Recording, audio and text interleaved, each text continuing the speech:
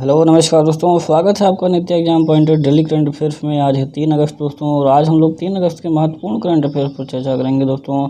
तो अभी तक आपने हमारे चैनल को सब्सक्राइब नहीं किया है तो सब्सक्राइब कर लीजिए, साथ ही बेल आइकन को जरूर प्रेस कर दीजिए दोस्तों, ताकि लेटेस्ट नोटिफिकेशन आपको मिलती रहे। अगर इस करंट अफेयर्स का PDF डाउनलोड करना चाहते हैं तो डिस्क्रिप्शन में हमारे टेलीग्राम चैनल का लिंक दिया गया है, आप उसे ज्वाइन करिए। और यहाँ पर डेली के जो है करंट अफेयर्स का जो PDF है दोस्तों वो अपलोड कर दिया जाता है, तो आप उसे डाउनलोड कर सकते हैं। तो आइए स्टार्ट करते हैं आज का करंट अफेयर। पहला क्वेश्चन है दोस्तों, किस राज्य या केंद्र शासित प्रदेश ने अरावली क्षेत्र में हरित आवरण को बेहतर बनाने के लिए एरियल सीडिंग तकनीकी को नियोजित किया है? तो वो किया है दोस्तों हरियाणा सरकार ने। किसने किया है दोस्तों? हरियाणा सरकार ने किया है। ठीक है, चलिए और आगे देखते हैं। इसमें हरियाणा वन विभाग ने अरावली क्षेत्र में हरित आवरण में सुधार के लिए हाल ही में एरियल फीडिंग तकनीक पर काम किया है। एक रोपर तकनीकी जिसमें हवाई जहाज, हेलीकॉप्टर या ड्रोन सहित हवाई उपकरणों का उपयोग करके ज़मीन पर सीड बॉल का छिड़काव किया जाता है। सीड बॉल मिट्टी, खाद, चारा और अन्य घटकों के मिश्रण से ढके हुए बीज होते हैं। कोटिंग हवा में फैलने के बजाय पूर्व निर्धारित स्थान पर छोड़ने के लिए बीजों के लिए आवश्यक वजन प्रदान करती है। इन छर्रों को तब अंकुरित किया जाएगा जब पर्याप्त वर्षा हो और इसके भीतर मौजूद पोषक तत्व प्रारंभिक विकास में मदद करते हैं दोस्तों। ठीक है, तो यहाँ पर आप मैप में देख सकते हैं दोस्तों हरियाणा की स्थापना हुई थी 1 नवंबर 1966। Capital Chandigarh, largest city Faridabad. Total जो डिस्ट्रिक्ट हैं इसमें 22 हैं और यहाँ के गवर्नर हैं सत्यदेव नारायण आर्य। चीफ मिनिस्टर हैं Manohar Lal Khattar. Deputy chief minister हैं दोस्तों दुष्यंत चौटाला। लेजिस्लेचर में कुल 90 सीटें हैं, राज्यसभा में 5 सीटें हैं, लोकसभा में कुल 10 सीटें हैं दोस्तों। ठीक है, इतनी चीज़ें आपको जानना है। नेक्स्ट पर देखेंगे, नटेशा की मूर्ति किस राज्य के मंदिर से संबंधित है? तो किस राज्य के मंदिर से संबंधित है दोस्तों? तो ये संबंधित है राजस्थान से। ठीक है, कहाँ पे? राजस्थान से। ठीक, चलिए तो नटेशा की मूर्ति राजस्थान के बरेली के घाटेश्वर मंदिर से संबंधित है। यह एक दुर्लभ बलुआ पत्थर की मूर्ति है जो 22 साल बाद भारत लौट रही है, जिसे 1998 में देश से बाहर तस्करी करके लाया गया था। बलुआ पत्थर नटेशा की मूर्ति लगभग 4 फीट ऊंची है और यह 9वीं शताब्दी के अंत में राजस्थान के प्रतिहार शैली में शिव की एक दुर्लभ चित्रण है। नटेशा की मूर्ति के दाहिने पैर के पीछे नंदी की एक सुंदर चित्रण दिखाया गया, जो प्रतिहार शैली की एक शिव की एक दुर्लभ मूर्ति है। सबसे ज़्यादा इम्पोर्टेंट पॉइंट आपको यही ध्यान रखनी है। ठीक है, चलिए मैप में आप यहाँ पर देख रहे होंगे, यह है दोस्तों राजस्थान।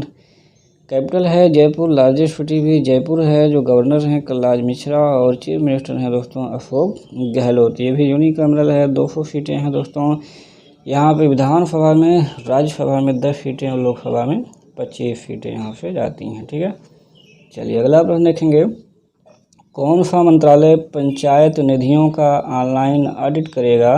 तो वो कौन सा पंचायत करेगा दोस्तों? तो वो करेगा पंचायती राज मंत्रालय। ठीक है, पंचायती राज मंत्रालय पंचायत निधियों का ऑनलाइन अब ऑडिट करेगा। ठीक है, पंचायती राज मंत्रालय ने देश की ग्राम पंचायतों का ऑनलाइन ऑडिट करने का निर्णय लिया है। पंचायती राज मंत्रालय ने 19-20 के लिए देश में अनुमानित 2.5 लाख ग्राम पंचायतों से 20% का ऑनलाइन ऑडिट करने का निर्णय लिया है। इसके अलावा आगामी वित्त वर्ष 21-22 में देश भर की सभी पंचायतों को इसमें शामिल किया जाएगा। पंचायती राज मंत्रालय द्वारा शुरू किए गए ई पंचायत मिशन मोड प्रोजेक्ट के तहत पंचायत इंटरप्राइजेज फूट में एक भाग के रूप में विकसित एक ओपन सोर्स ऐप है। ध्यान इस बात पर होगा कि उन्होंने वित्त आयोग FC अनुदान का उपयोग कैसे किया है। ठीक है, तो अब ऑडिट किया जाएगा पंचायती राज मंत्रालय द्वारा। ठीक है, अगला प्रश्न है, सीवेज जल के उपचार के लिए जैव प्रौद्योगिकी के विकास के लिए भारत किस संगठन के साथ सहयोग करेगा दोस्तों? तो वो करेगा यूरोपीय संघ के साथ। ठीक है, यूरोपीय संघ के साथ सहयोग करेगा दोस्तों। ठीक है, सीवेज जल के उपचार के लिए जैव प्रौद्योगिकी के विकास के लिए भारत यूरोपीय संघ के साथ सहयोग करेगा। प्रायोजित परियोजना का पूर्ण रूप जो है दोस्तों जल संसाधन के लिए रणनीतिक योजना, नए बायोटेक्निकल उपचार समाधान और अच्छा अभ्यास के लिए कार्यान्वयन यानी कि स्प्रिंग है। ठीक है, तो गोदावरी और गंगा की नदियों में बहने वाले सीवेज जल को शुद्ध करने के लिए एक जैव प्रौद्योगिकी आधारित जल उपचार प्रणाली के विकास में IIT BHU द्वारा एक महत्वपूर्ण भूमिका निभाई जाएगी। विज्ञान और प्रौद्योगिकी मंत्रालय, जैव प्रौद्योगिकी विभाग, यूरोपीय संघ के सहयोग से परियोजना को वित्त पोषित करेगा। ठीक है, चलिए नेक्स्ट क्वेश्चन देखते हैं। किस संगठन ने खगोल विज्ञान वंशावली परियोजना शुरू की है? तो वो शुरू किया है दोस्तों किसने? अमेरिकन खगोलीय समाज ने। अमेरिकन खगोलीय समाज ने खगोल विज्ञान वंशावली परियोजना शुरू की है। ठीक है, इसमें क्या होगा?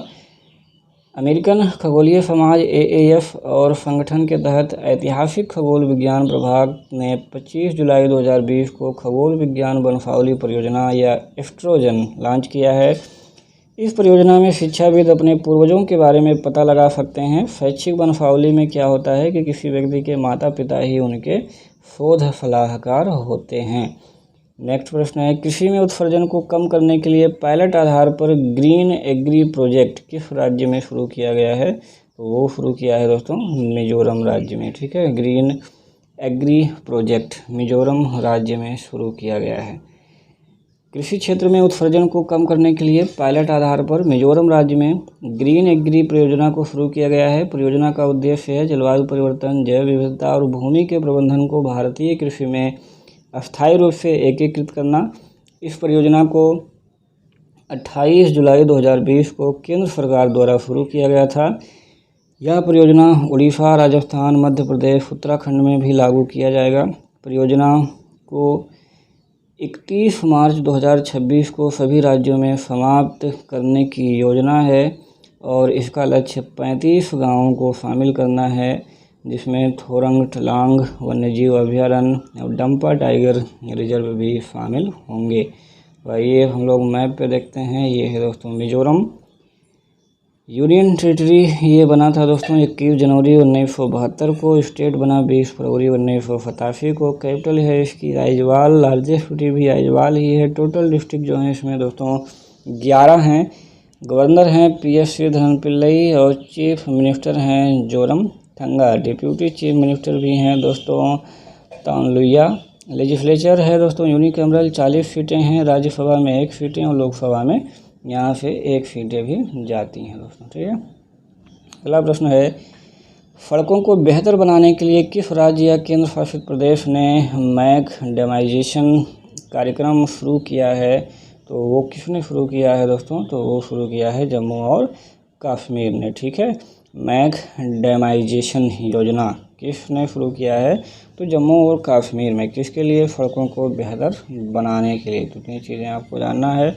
जम्मू और कश्मीर ने केंद्र शासित प्रदेश में सड़कों के सुधार के लिए मैकडेमाइजेशन प्रोग्राम शुरू किया है। परियोजना का शुभारंभ उपराज्यपाल गिरीश चंद्र मुर्मू द्वारा शुरू किया गया है। संघ राज्य क्षेत्र में सभी सड़कों के कार्यक्रम को 100% मैकडेमाइजेशन में जगह मिलेगी, जिसमें से 1100 किलोमीटर निष्पक्ष मौसम वाली सड़कें भी इसमें शामिल होंगे दोस्तों। ठीक है, तो आज का ये दोस्तों करंट अफेयर सेशन एंड होता है।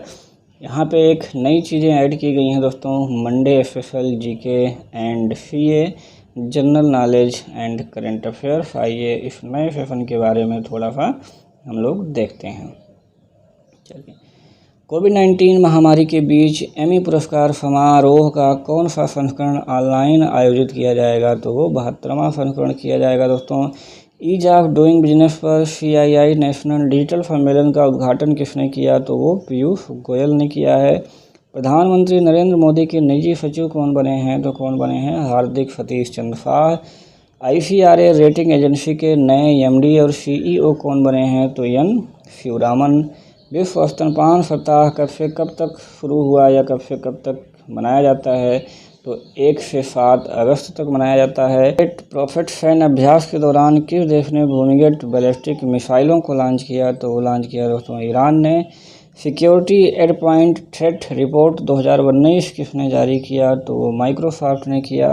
बील इंटरनेशनल चेस फेस्टिवल में दूसरे स्थान पर कौन रहा? तो वो रहे दोस्तों P हरि कृष्णा। तो ये 1 लाइनर है दोस्तों, काफ़ी इंपॉर्टेंट है, जो कि आपके एग्जाम में निश्चित रूप से पूछे जाने की संभावना है। अगला देखेंगे, प्रधानमंत्री मोदी ने किस देश के नए सुप्रीम कोर्ट भवन का उद्घाटन किया है? तो मॉरिशस के नए सुप्रीम कोर्ट भवन का उद्घाटन किया है। किसने personal UPI payment link yampe.yummy launch किया है दोस्तों? तो इसका आंसर आपको देना है, इसको खोज करके दीजिएगा। लाइफ साइंसेज पार्क का शिलान्यास किस राज्य में किया गया है? तो कर्नाटक में किया गया है। भूकंप से निपटने के लिए किस राज्य सरकार ने जागरूकता कार्यक्रम शुरू किया है? दिल्ली सरकार ने। हरियाणा सरकार ने खेल विभाग में उप निदेशक के रूप में किसे नियुक्त किया है? तो बबीता फोगाट और कविता दलाल को। कौन से मिशन ने MI क्राफ्ट लॉन्च किया है? तो अटल इनोवेशन मिशन। अटल इनोवेशन मिशन किसके द्वारा चलाया जाता है दोस्तों? नीति आयोग द्वारा। कोविड-19 के कारण स्थगित विश्व एथलेटिक्स का आयोजन कब किया जाएगा? तो वो किया जाएगा अगस्त 2021 में दोस्तों, ठीक है। चलिए आगे देखते हैं। अंतर्राष्ट्रीय हॉकी महासंघ FIH स्थापना कब हुई थी? 7 जनवरी 1924। और मुख्यालय कहाँ है इसका? लाजेन, स्विट्जरलैंड में। अंतर्राष्ट्रीय टेबल टेनिस महासंघ ITTF स्थापना वर्ष 1926। मुख्यालय इसका भी लाजेन, स्विट्जरलैंड में। अंतर्राष्ट्रीय निशानेबाजी क्रीड़ा महासंघ ISSF स्थापना 1907। मुख्यालय म्यूनिख, जर्मनी में। विश्व तीरंदाजी स्थापना 4 सितंबर 1931। मुख्यालय इसका भी लाजेन, स्विट्जरलैंड में है। अंतर्राष्ट्रीय ओलंपिक समिति IOC की स्थापना कब हुई थी? 23 जून 1894। मुख्यालय इसका भी लाजेन, स्विट्जरलैंड में है। अंतर्राष्ट्रीय मुक्केबाजी संघ AIBA इसकी स्थापना 1946 में। इसका भी मुख्यालय लाजेन, स्विट्जरलैंड में है। लगभग 99% का कहाँ है दोस्तों? लाजेन, स्विट्जरलैंड में। अभी तक जितने देखे। अंतर्राष्ट्रीय निशानेबाजी क्रीड़ा महासंघ का केवल म्यूनिख, जर्मनी में है, बाकी सभी का कहाँ है? लाजेन, स्विट्जरलैंड में ही है दोस्तों, ठीक है। चलिए आगे देखते हैं। नागरिक एवं राजनीतिक अधिकार विषयक अंतर्राष्ट्रीय करार ICCPR कब अपनाया गया? तो 1966 में। प्रभावी कब हुआ? 1976 में। आर्थिक, सामाजिक और सांस्कृतिक अधिकार विषयक अंतर्राष्ट्रीय करार ICESCR अपनाया गया 6 दिसंबर 1966 को। और प्रभावी कब हुआ दोस्तों? 3 जनवरी 1976 को। सार्वभौमिक मानवाधिकार घोषणा पत्र UDHR ये कब अपनाया गया दोस्तों? 10 दिसंबर 1948 को। प्रभावी कब हुआ? 1976 को, इसलिए 10 दिसंबर को मानवाधिकार दिवस भी मनाया जाता है। भारतीय संविधान में अनुच्छेद जो अभिव्यक्ति की स्वतंत्रता की गारंटी देता है, अनुच्छेद 191A। भारतीय वन्यजीव संस्थान WWI स्थापना कब हुआ था? 1982 में। स्थान कहाँ है दोस्तों? देहरादून, उत्तराखंड में। भारतीय लोक प्रशासन संस्थान IIPA स्थापना 1954 में। स्थान कहाँ है दोस्तों? नई दिल्ली में, ठीक है। तो ये कुछ दोस्तों इम्पॉर्टेंट चीज़ें हैं जो कि आपके एग्ज़ाम में पूछे जाते हैं। ये मंडे स्पेशल में ऐड किया गया है दोस्तों, ठीक है। चलिए और भी आगे थोड़ा सा देखते हैं।